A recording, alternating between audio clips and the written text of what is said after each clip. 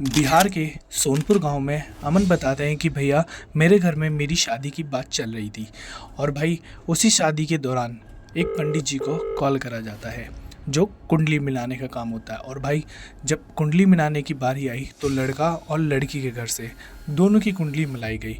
और भाई थोड़ी देर के बाद पता चलता है कि भाई अमन के ऊपर मांगलिक दोष है और भाई मांगलिक दोष को ख़त्म करने के लिए उनको या तो एक कुत्ते से या तो किसी पेड़ से पहले शादी करनी पड़ेगी और फिर उस पेड़ को कटवा देना पड़ेगा। और भाई कुत्ते का उन्होंने मुझे डिस्क्राइब नहीं किया कि क्या होता है। तो भाई ऐसा ही हुआ। तो अमन बताते हैं कि भैया मेरी शादी ना उस पेड़ से करा दी गई। और भाई जिस दिन वो पेड़ कटने का दिन आया ना, और भाई उस दिन ना वो जो दोनों लकड़हारे थे गाइस वो नहीं बचते। तो गाइस ये जो कहानी है, ये कहानी हमारे ही एक सब्सक्राइबर है रविंदर, और रविंदर के जो दोस्त थे वो अमन थे। भाई उन्होंने ये मुझे मैसेज कराया कि भैया जो अभी आप जो स्टोरी जो सुनने वाले हो भाई उसमें अमन जो है ना ये मेन कैरेक्टर है। तो भाई हुआ क्या, सोनपुर में एक छोटा सा मतलब घर है जिसमें अमन हमारे रहते हैं। और भाई इनके ना मम्मी पापा चाहते थे कि भाई जल्द से जल्द मतलब लड़के की शादी हो जाए, ठीक है। तो भाई यूपी बिहार में ऐसा जस्ट होता ही है। तो भाई उसके बाद हुआ क्या कि भाई जैसे ही अमन के लिए ना भाई लड़की ढूंढी जाती है तो भाई अपने बिरादरी में भाई इधर उधर हर जगह इन्होंने बातचीत करी कि भाई कहीं ना कहीं से किसी अच्छी लड़की मिल जाए। तो भाई इत्तेफाक से इनको एक अच्छी लड़की मिल जाती है। और भाई जब मिलने के बाद जब बात हुई तह तमाम की तो भाई पंडित जी को फ़ोन करा गया।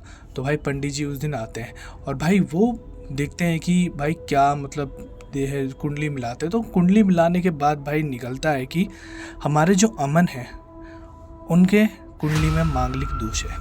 और भाई पंडित बता देते हैं कि भाई ये शादी इम्पॉसिबल है, या तो लड़की भी मांगलिक होनी चाहिए या तो भाई कुछ नहीं कर सकते फिर उसके बाद। तो भाई पूरे घर वाले एकदम टेंशन का माहौल हो गया।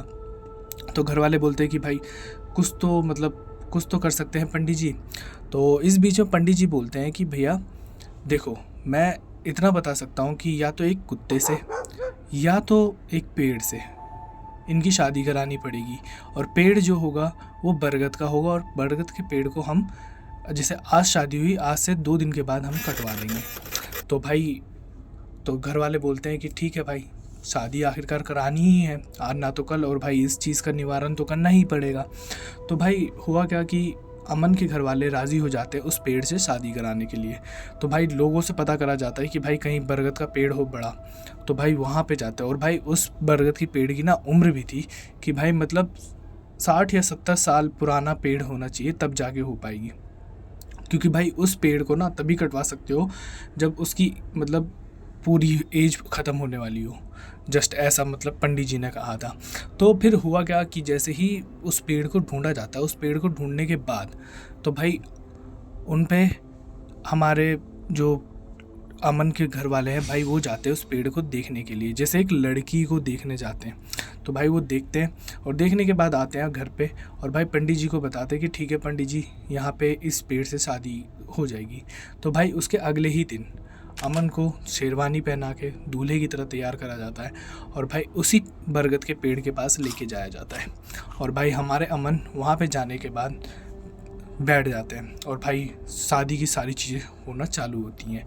और भाई जिस तरीके से शादी की चीज़ें चालू हो रही थी ना, अचानक से ऊपर से एक लाल कलर का कपड़ा गिरता है और भाई यहाँ सब लोग एकदम डर जाते कि ऐसा भाई क्या हो गया। तो सब लोग ऊपर देखते तो ऊपर कुछ नहीं था। तो सब लोग बोलते थे शायद में भी कहीं से उड़ के आया होगा और उसमें फंस गया होगा यार। जनरली यार यूपी बिहार या कहीं पे भी हो तो भाई आंधी तूफान चलते ही हैं और भाई कहीं ना कहीं किसी ना किसी कपड़े का आना तय है।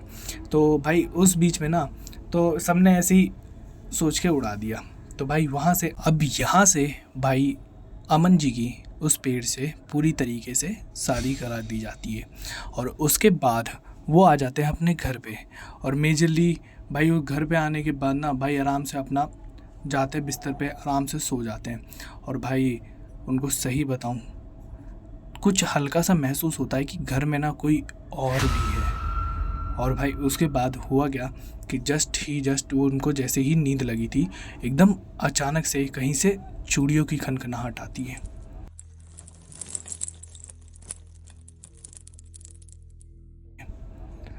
और वो एकदम जनरली शॉक्ड उठते हैं कि भाई देखते हैं कि हुआ क्या, कि मतलब आ कहाँ से रही है।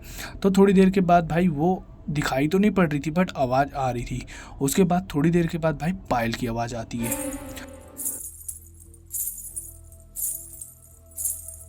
ये और भाई यहाँ पे ना हमारे अमन जी एकदम शॉक्ड, और एकदम अचानक से ना उनके आंखों के सामने जस्ट जो एकदम एकदम डरावना सा चेहरा आता है, वो भी एकदम लड़की का।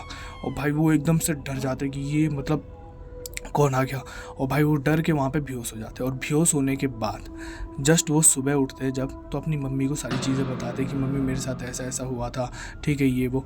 तो उसकी मम्मी बोलती है कि देख ऐसा कुछ नहीं है, तेरे दिमाग में ऐसा चल रहा होगा या तो किसी दोस्त ने तुझे इस तरीके से भड़का दिया होगा, ठीक है ऐसा कुछ नहीं होता। वो 2 दिन के बाद वो पेड़ कट जाएगा और तेरा दोस्त समाप्त हो जाएगा, उसके बाद तेरी हकीकत में शादी हो जाएगी। मतलब मेजरली वो मजाक उड़ा रही थी कि मतलब शादी की इतनी एक्साइटेड हो सकती है।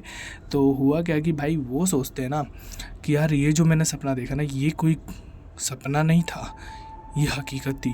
तो भाई उसके जस्ट अगले दिन जब वो सोते हैं ना, तो उनको एहसास होता है कि मेरे जस्ट बगल में कोई बैठा हुआ है। और भाई उसी के जस्ट 10 से 15 मिनट के बाद पायल की छनछनाहट आती है, जैसे कोई घर के अंदर आ रहा हो।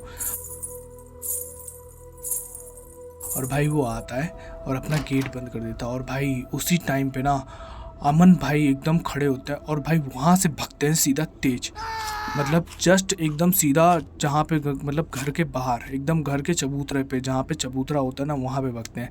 और भाई यहाँ पे जब अमन भागते हुए आते हैं तो इनकी मम्मी इनको देख लेती है। तो इनकी मम्मी इनसे आके पूछती कि क्या हुआ, तो ये बताते कि मम्मी ऐसा ऐसा। तो भाई इनकी मम्मी आप थोड़ा सा मतलब लगा कि हाँ कुछ हो सकता है। तो उसी बीच में भाई पंडित जी को कॉल करा जाता है कि पंडित जी ऐसी ऐसी बात है। तो वहाँ पंडित जी बताते हैं कि ठीक है हम देखते हैं।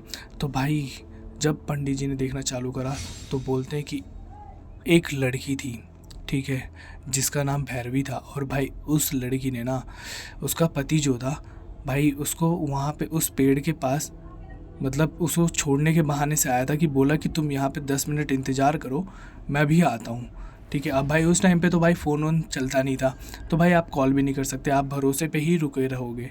और भाई वो लड़की जो थी भरोसे पे रुकी हुई थी और उसका पति वहाँ पे आया नहीं।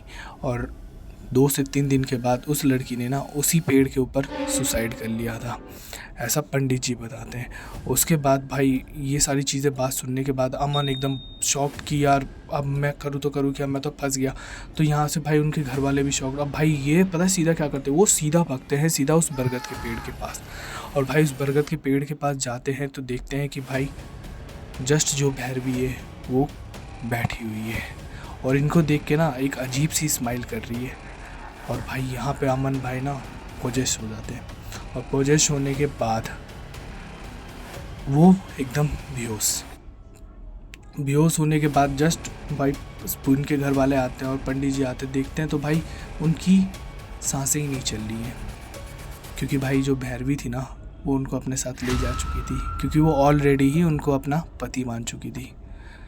तो गाइस इसीलिए कहते हैं कि भाई ये जो भूत प्रेत वाली चीज़ें होती है ना, ये बहुत ज़्यादा चीज़ें होती है और बहुत नेगेटिव एनर्जी होती है। तो गाइस अगर कहानी अच्छी लगी हो तो यार लाइक सब्सक्राइब कर लेना, ठीक है। और इसी तरीके से मिलते रहेंगे और भी अच्छी अच्छी कहानियों के लिए। Bye bye.